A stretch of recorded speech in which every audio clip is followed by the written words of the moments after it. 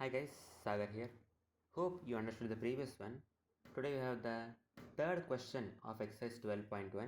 So it says a contractor wants to set up a slide for children to play in the park. He wants to set it up to the height of 2 meters by making 30 degrees with the ground. What should be the length of the slide? So let's draw the diagram while reading the question. So he wants to set it up at 2 meters. So it's a 2 meters height. Let's say this is 2 meters, and by making 30 degrees with the ground.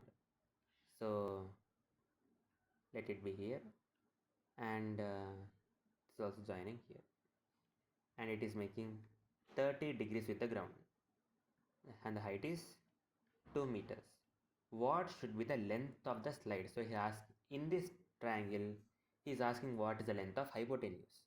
So let this be right angle triangle, and this triangle be A, B and C.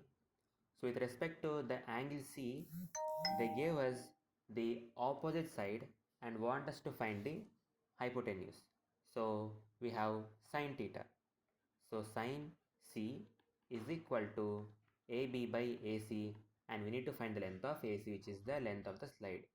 Next, sine 30. So sine 30 is equal to AB is equal to 2, and we need to find the length of AC. Sine 30 is equal to 1 by 2 is equal to 2 by AC, and if we cross multiply I would get AC equal to 2 2s are 4, and since they gave the length of AB in meters, our answer would also be in meters. Therefore, if a contractor wants to build a side which is 2 meters high and making 30 degrees with the ground, the length of slide should be equal to 4 meters. That's it. Hope you understood the question.